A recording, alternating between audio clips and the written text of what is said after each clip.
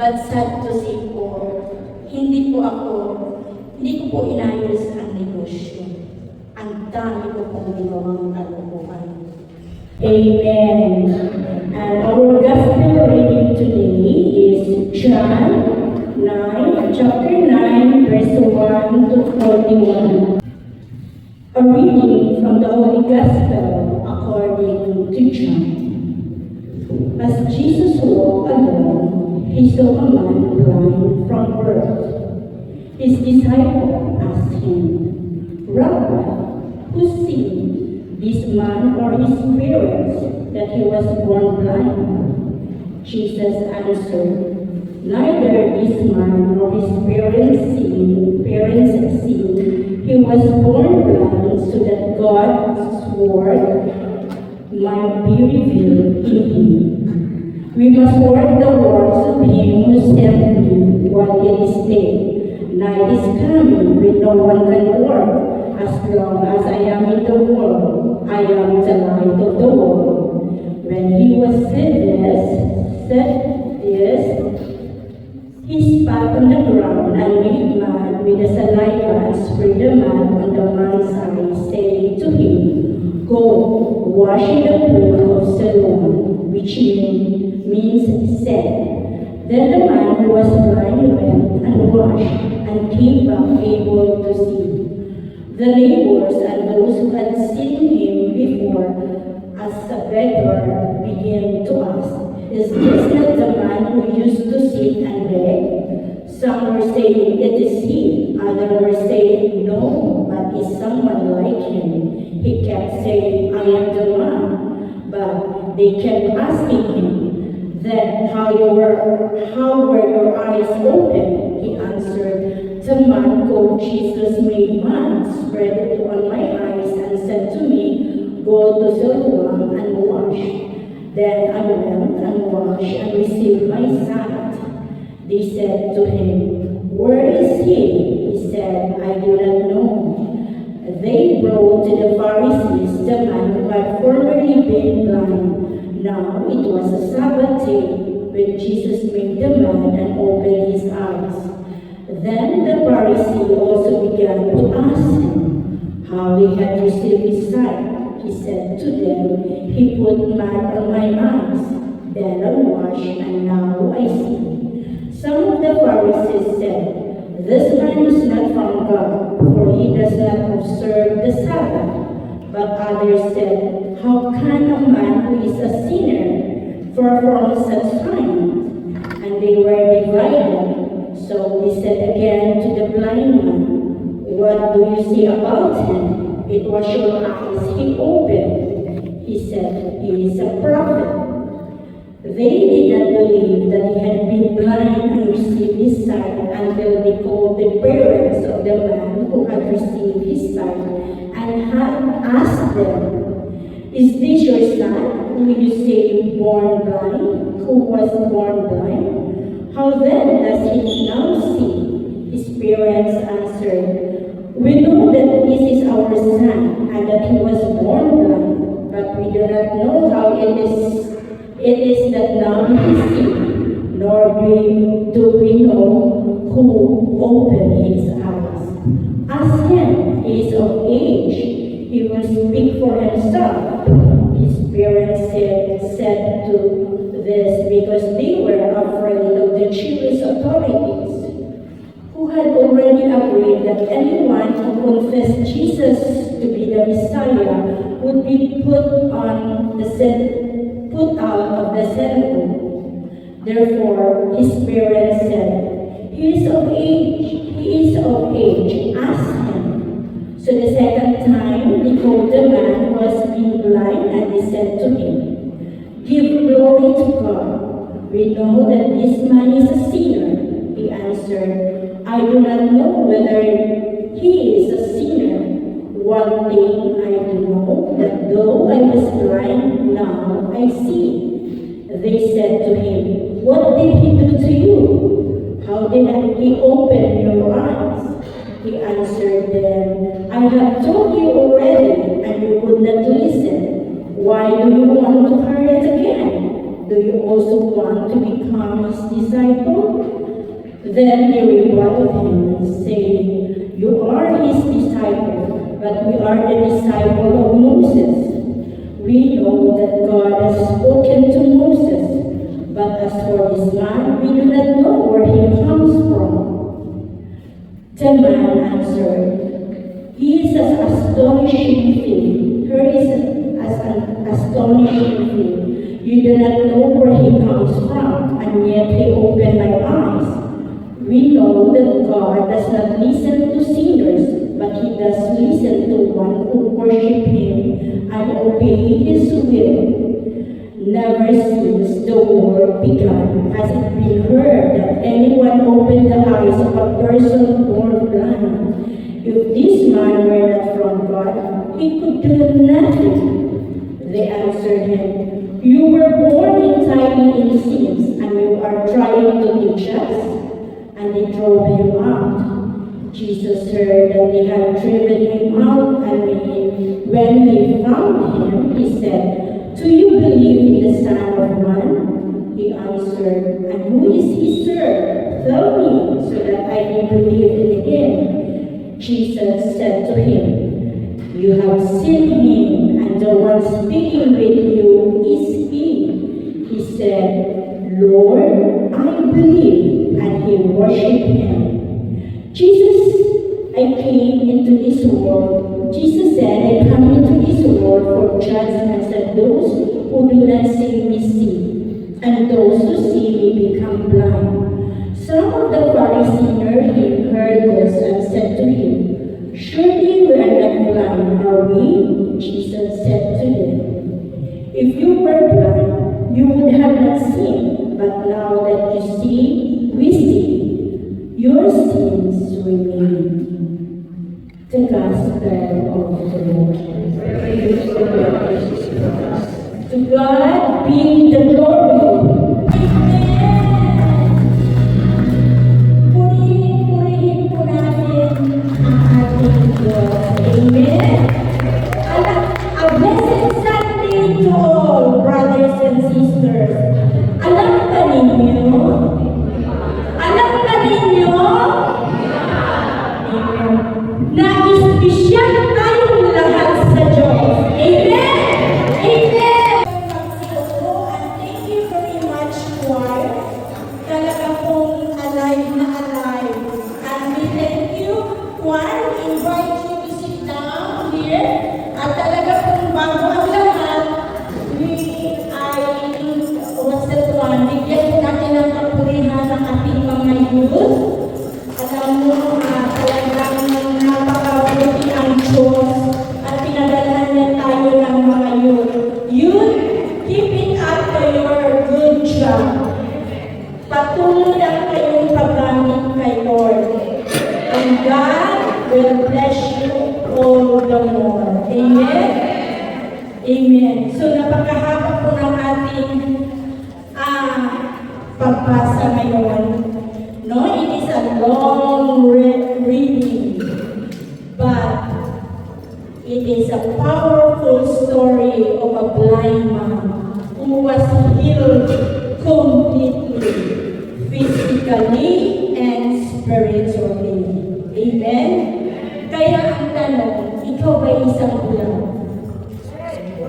O ikaw isang taong nakakakita? Amen? So, ilan ang kulang sa ating binasa? Ilan? Isa. Isa lang. No? Kapag titignan natin ang physical na ano, ngunit kapag titignan natin ang kaloob-looban ng puso, maraming bulag. Amen? Maraming bulag sa katotohanan. Sabi nga ng post isang pare, alam niyo sa panahon na yun, ang unang titingnan ng tao ay yung nagawa mong mali. Kaysa doon sa nagawa mong tama at kabutihan sa kanila. At ganito talaga ang mundo. Amen? Maraming bulag sa katotohanan. Amen? That's why the disciple of Jesus said, Rabbi, who sinned, this Lord Jesus. Hindi ho panghuhusga ang sagot ni Jesus. Anong sabi ni Jesus? This man, born blind, hindi dahil siya ay nagkasala at ang kanyang mga magulang, kundi upang maipahayag ang kabutihan, ang kadakilaan ng Diyos, ang kanyang dakilang pag-ibig sa atin. Ano ang sabi sa awit? Mga gawa niya kahanga-hanga mula sa wala, tayo ay ginawa mahalaga. Kaya talagang napakahalaga sa atin ang kanta ng special. Buwan lang tayo sa pakikinig at you will see. Now we will be totally see the light of God. Amen? So ganun na nga ang nangyari. Abi ni Jesus, hindi sa maparangalan. So, now, alam niyo, napakahirap ang buhay ng mundo. Amen?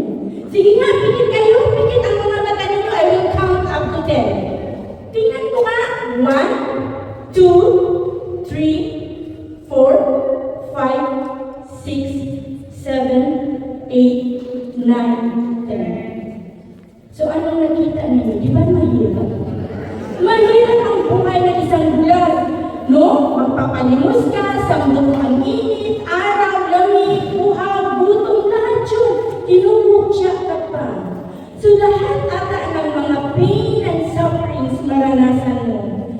And, to the point, masabi mo, Lord, bakit ako? Lord, where are you? Where is God? You know? But look, kita siya ni Jesus as Jesus walked along. At tumura si Jesus sa lupa, gumawa ng putik at pinahid sa mata ng bulag. Sa tagpong ito po, it is an image, larawan po that we have an omnipotent Savior, the Master of everything, the all-knowing God, who is able to heal us, to give forgiveness of our sins, who will save us in our difficult situation. Na kailangan magtiwala lamang tayo sa Kanya no matter what happened in our life. Amen? And not only that one, it is an image of obedience. Dahil kung hindi po sumunod ang ulam, hindi po ang ulam pong nangyari. But he went and he washed himself to the pool and he came back able to see. Amen? Na dapat nating tularan dahil nasa pagsunod ang pagtanggap ng mga biyayang matagal nang nakalaan sa atin. Amen? Amen. So, Jesus healed him, showing that God does most of His greatest work in our pain and sufferings. God uses our pain and suffering to demonstrate His greatest glory through us to other people. Amen? Amen. So, the miracle doesn't end there. Na nakakita na siya. Indeed, he was transformed. Because when he received that he was healed, nung nakakita na siya, it became a journey of his faith. And his encounter with Jesus was a life-changing moment to him. A life-changing event. Kasi hindi pa naman talaga nakilala si Jesus Who is Jesus? So, life wasn't easier for him nung nakakita na siya. He loses everything. He loses status. He loses the support of his neighbor. Then, nung nagtanong, di ba yun ang bulag? Pero anong sabi ng iba?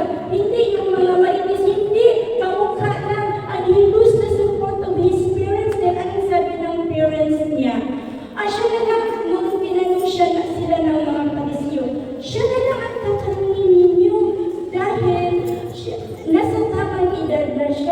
because of their fear na iwalag sila sa sinagoga. And not only that one, he also lose his religious community. Dahil nga, the Pharisee kept on asking him. But they don't believe. The Pharisee didn't believe. And they rejected Jesus. So, they become the Pharisee present that they are the opposition and in darkness. Because that's why Jesus react to them strongly because of their ignorance and blindness of the truth. Na huwag natin dapat tularan. Amen? Nasa liwanag na tayo, kaya patuloy lamang tayo. Amen? Amen. So, when he encountered, so it was not easy for her to life. Nung nakakita na siya, life wasn't easier for her dahil ang dami ding conflict. Ang dami talagang conflict siya na-encounter. But, you know, first, nakilala nga niya si Jesus, who is Jesus. Then, because marami mang kompleto siyang na-encounter, but it is more clear to him who is Jesus. First, he sees Jesus as a man, then as a prophet, then as a son of God. Amen? So, the miracle doesn't really that he just could see. Hindi yung nakakita lang siya, hindi doon lang. But he came to believe and worship him and accept Jesus as the Messiah. And he worshiped Jesus. He accepted Jesus as the Messiah, the light of the world. Amen? Amen. So, palakpak po kayo dyan. Bakit kayo nagdadala ko ninyo? Nag-get ninyo? Nag-get ninyo? So, talaga kung nagkaroon siya ng physical healing and spiritual healing. Amen? Now, when our hearts are drawn into conversion, you know, our faith also is tested with fire. And the more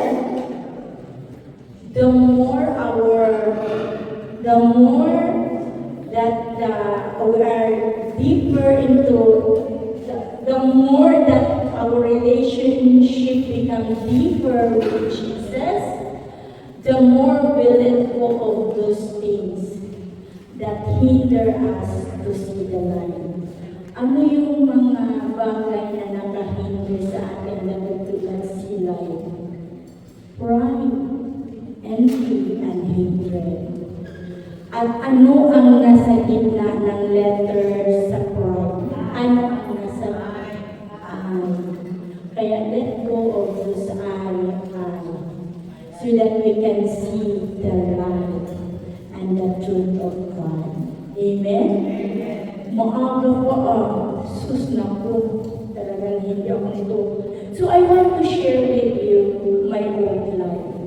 Kasi yung buhay ko po talaga is, na-i-share ko na ito ng maraming bagay. But, ilang beses, but to those po sa mga hindi pa for them, so it makes inspire you know, that patuloy po kayong pupunta dito sa gawain. Amen? So I was born with congenital hemolytic anemia. Hindi pa ako isang ulang, pero ang problema po ang red blood cells po. Amen? So, in 120 days, ang normal sa tao, puputok yung red blood cells natin. To form another new red blood cells. Sa akin po, hindi po siya makaabot ng bilang. Normally kasi sa mga tao, 12, 14, ganyan ang bilang. Sa akin po talaga mababa na yung 10. At kung hindi na yan tataas, more complication, lalo pang pababa. Kaya, pagbababa na talaga ang red blood cells ko, the only way is inaabunuhan ako ng dugo. Hindi ko madali. Kaya ko pinanganak akong dilaw na dilaw ang mata at maputla. Kaya kung titingnan ninyo yung mata ko na madilaw, huwag na kayong magtataka, ha? Huwag na kayong mag-amin. So, ganun po. At ang sabi ng doktor sa mother ko na tatagalan ang buhay niya sa ganitong condition for 10 years. But talagang purihin ang Diyos. I'm already 60 years old last December. Dahil po sa pananampalatayang prayer ng nanay ko, malaking bonus na po ako kay Lord. Amen? And always remember this, brothers and sisters. The diagnosis of a doctor from the doctor is never final. Because we serve a powerful God who miraculously heal us. Amen? So, lumaki po akong masakitin at palaging nasa hospital. At wala pa mo pangarap, mahirap talaga ang buhay na pinanganak ang may sakit, no?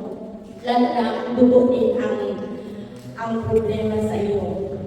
So, wala ba maraming bawal, kontrolado? Wala na akong mga pangarap, mga kapatid ko kasi magaling silang mag-aral. Marami silang pangarap, pero ako, sabi ko, mag-teacher na rin ako kasi teacher yung nanay ko. Pero ang sabi ng father ko, binigyan din ng wisdom ni Lord, ay hindi, mag-pharmacy ka dahil para magamot mo ang sarili mo.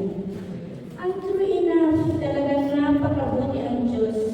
By His grace, naging pharmacist ako sa amin. And then, nagkaroon po ako ng business, pharmacy and grocery. But sad to say po, hindi ko po inayos ang negosyo. Ang dami ko pong ginawang kalokohan. So, kulang-kulang sa timbang, nagbebenta po ako ng mga cough syrup sa mga adik sa amin. Kasi noong hindi pa uuso ang shampoo, mga marijuana pa lang at bibili sila lang ng mga cough syrup na may pudin para lalo silang mag-high. Kaya po ang ginagawa ko kahit malapit kami sa police station, benta ko ng benta, binabalot namin ng yung cough syrup, yung ng newspaper. Ang dami ding bumibili para lang kumita ng malaki. And not only that, hindi lang po ako drug pusher, naging abortionist rin ako dahil may mga kaibigan akong lumalapit. Sister Joy, pabili naman dyan ng gamot ng pampaligla. Go din ako para lang kumita ng malaki. But you know, brothers and sisters, my heart is so troubled. I am so lost and so empty. I feel it talaga na wala akong At hindi lang po nag-end doon. Umano din ako ng illegal lovers. Hindi pa ho ako nakontento sa mga kinikita ko. Umakyat ako doon saan ba yan? Basta umakyat ako kami ng mga bundok doon, ang mga katutubo. Ibabiyahin namin mag-SOP kami sa mga mayors. Ang ganda ko pa nung maharap. Naka-sure pa ako ng mayor, dadaan yung tatlo namin forward. Okay. O sige, makapal yung sobre. Naku talaga. At doon sa bundok ko, maraming inpili. Kaya ang naranasan ko po, tinatawag ko ako ng mga kasamahan ko, ng mga kargador. Tinatawag ko, pinugumutan ako, mamaya anong mangyari sa akin. Ganyan po ang buhay ko talaga para lang kumita ng pera. And minsan, kasalamuhan ko itong mga yun. Alam mo, Tita Joy, sabi nila, isang natutunan ko sa preaching mo. Ano yun, anak? Alam mo, di ko makalimutan, pag mahal mo ang pera, mukha kang pera. Sino? Parang natutuwa rin kayo ngayon sa akin. Kaya encourage nila ko i-share ko yung buhay sa inyo. So yun na, ang dami kong pag-uso. Pero talaga naman, Diyos ko, pera talaga, dito, sus ang pero sabi ni Lord, enough is enough. Wala na, pinadala na niya ako dito sa Canada. Pero sabi ko sa mama ko, Mama, ayoko na, hindi pa kami mag-asawa mo ni Mister. Mama, ayoko na doon, maraming pera na dito, bakit ba ako pupunta? Anak, nung nag-interview ka sa embassy, ang daming nagtulugan doon, samantalang ikaw may visa na ayaw mong pumunta. Lahat ka na, anak. Nasubuhin din ako sa nanay ko. Pumunta ako dito sa Canada. Nowhere to run.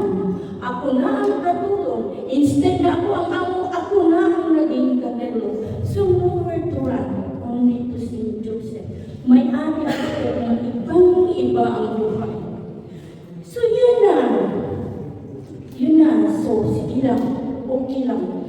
After a year, nag-umpisa na yung gawain dito sa Canada. Kaya dito talaga ako tinawag.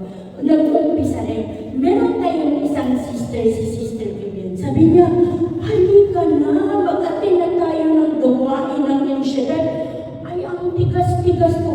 Anong El Shaddai? El Shaddai, katuloy ko sa radyo ako. Bakit ako mag-El Shaddai? El Shaddai? Sabi, ay, ang ano niya, ang lumanay talaga ni Ate Vivian na Batangin niyo. Ay, hindi ganun. Dadagdagan namin yung pakikinig ng salita ng Diyos dahil kulang na kulang sa simbahan. Ay, hindi Ate Vivian, ako'y katuloy kong sarado. Hayaan ko yung El Shaddai na yan. Ano ba yan?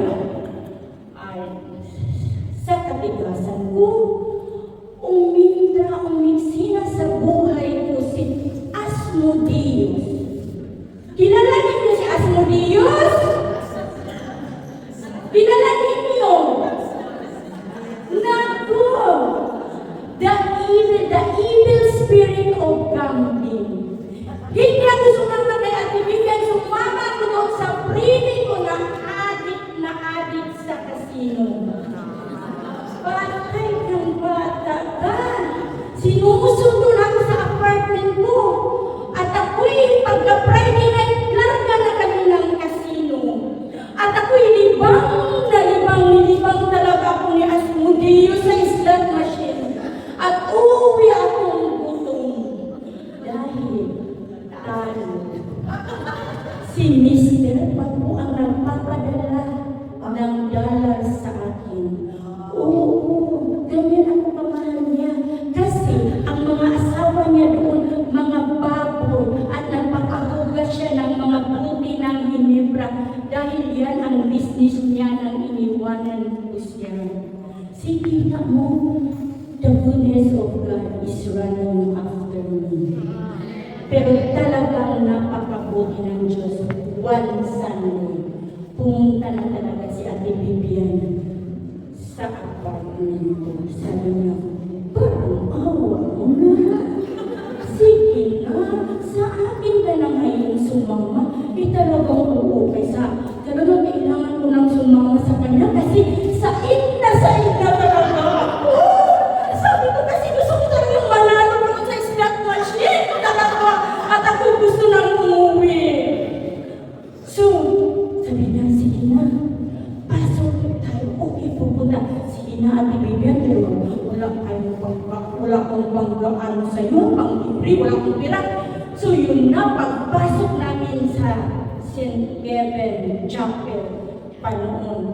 Ay, ang gagaling ng mga kwar, kumanta ng worship, sila Sister Karen, panon sila Sister B, ang gagaling na. Ako'y iyak talagang. Kasi talagang punong-puno na yung buhay ko, yung puso ko, sabi ko, Lord, ano ba gusto ko nang magkaroon ng direction talaga sa buhay ko? I keep on searching for that. But yun na nga, tuloy-tuloy na yun hanggang inassign nila ako sa liturgy. Sa liturgy po, ang daming tape ni Brother Mike, yung cassette tape. See, God worked in a miraculous way, in a mysterious way. Inassign na po, sige na i-assign mo yan. At mga lipid pa sila noon, ako lang ang inilipid, kaya ako sinabisan ka talaga noon. Talagang patuloy pa rin yung pagka-school brat ko. Kay Lord, hindi lang sa magulang ko, pati kay Lord. So sila, mga lipin, ako hindi lipin, ha? So, sige na Sister Joy, ayusin mo yan, ipahiram natin sa mga para pakinggan ang mga lipin natin, Sister. Ay, ako na may pinakinggan. Bumili din ako ng kasiti para na talaga makinig. Ay, naku, pag patuloy kong pakikinig, ako na pala ang tinatamaan. Kaya iyak na ako ng iyak. Na-realize ko talaga yung mga ginawa kong pagkakamali. Kaya yun, grabe talaga. Sabi ko, Lord, susuri talaga. Finally, I went to confession para lang po talaga makikita ko completely cleansed at ma-purify ko. Kasi talagang pag alam mo, brothers and sisters, napakabuti talaga ng Diyos. Ayaw pang tumayo ng word, finally na tayo. Sige lang, baka gusto pa nila. Alam niyo, peace beyond human understanding ang natanggap ko nung pinatawad ako ni Lord. Peace na hindi kayang bilhin ng salapi. Hindi kami, si Drami, peace beyond human understanding, hindi kayang bayaran ng salapi because Jesus alone can satisfy the deepest longing of our hearts. And Jesus alone, brothers and sisters, can give us the direction in our life. Wala na pong iba. Walang iba na po kahit ang asawa ko, my husband, ang panalangin ko noon, Lord, bigyan mo ako ng maging asawa kasi namimili pa ako noon, ang dami kong sutor. Maraming nagsuntok, may nagsuntukan, may tumalong sa tricycle, at mayroong namaril. Kasi maganda din naman ako noong araw. Oo! Hindi ko kaya namin si Mister. Ako naghanap kay Mister. Sus! Sabi ni Lord, hindi ang asawa mo makabigay sa iyo ng direction in life. It's me, Joy. It's me. Kaya, andito ako sa inyong harapan dahil hindi pa ako ayos. Dahil hindi pa ako tapos. Amen? Amen. Kaya, napakabuti ng ating Diyos. At maraming brothers and sisters. Ayoko na lang dahil ako'y gusto kong sumunod kay Sister Ami. Mahirap lang akin yung i-time out talaga. Sa susunod, talagang kayo'y mag-i-enjoy. So, ganyan si Lord kabuti sa buhay ko. Kaya espesyal na espesyal tayo kay Lord. Amen? Dito talaga ako tinawag sa mundo. Kayo mga brothers and sisters, dito din kayo tawag ng Lord. Continue lang po tayo. Patuloy lang po tayo. Amen? Kasi God, no matter what happened, God will never forsake us nor leave us. At ang sabi ni Lord, ang manatiling tapat hanggang wakas, ang siyang maliligtas. Amen! Tayo na po tayo, brothers and sisters! Amen! Amen, Lord. Kailangan hindi ko kami iniwan at pinayaan. Lord, tunay na napakabuting Diyos mo po sa amin. At Lord, kailanman, even in our sufferings, in our sinfulness, in our difficulties, still, O Lord, napatuloy mo kami ginagabayan, inaarugan. Lord, maraming salamat sa lahat-lahat ng mga biyaya na patuloy mong binubuhos sa amin. And Lord, is enough to thank you, Lord. Wala na ho kami mahiling sa iyong kabutihan, Lord. Your goodness is running after us, Lord. Healing is up. Healing, Lord, is patuloy pong dumadaloy sa amin. Lahat po, Lord, ay ginagawa mo para sa amin, Lord. Kaya, Lord, thank you sa aming kagalingan. Lord, sa aming mga karamdaman kung ano ang meron kayo. Thank you for thank you, Lord, that you supply all our needs according to your great glory. Thank you, Lord, na anuman ang mga pangangailangan namin ay iyon ang tinutulong. Thank you, Lord, sa aming pagbukas ng aming mga mata at sa aming mga puso sa katotohanan, Lord. At Lord, patuloy mo kami hikayatin dito na maka-attend sa iyong gawain upang patuloy po namin marinig ang inyong banal na salita. At patuloy mo kaming hubukin, ayusin, basahin at baguhin ayon sa nais mo sa amin. At maraming salamat, Lord, na minsan man, tunay man, Lord, hindi mo talaga kami iniwan at pinabayaan. Bagkus sa aming pagkakasala, Lord, kami ang iwan sa iyo. At Lord, dalangin namin ang iyong 30th anniversary na ito ay magiging successful and continue to guide us with faith, love, and unity. At ang aming mga sister and brothers, O Lord, alam namin na hindi maiksi ang iyong mga kamay, O Lord God, na patuloy po silang i-comfort kagalingan na nanggagaling sa iyo, Lord, si Brother Dante, si Sister Bell, O Lord God. At Lord, maraming salamat, O Lord God. At dalangin din po namin, Lord, ang aming mga prayer requests na itataas, Lord God. Alam namin hindi maiksi ang iyong mga kamay. Na patuloy mong abutin ang aming mga panalangin na isulat man o hindi na isulat, O Lord God. Alam mo our deepest desire. At maraming salamat, O Lord God, that you always give us the desire of our heart. That is according to your will and according to your timing. At Lord, napakabuti mo. Kaya we claim, O Lord God, na lahat ng aming prayer requests ay answered prayer.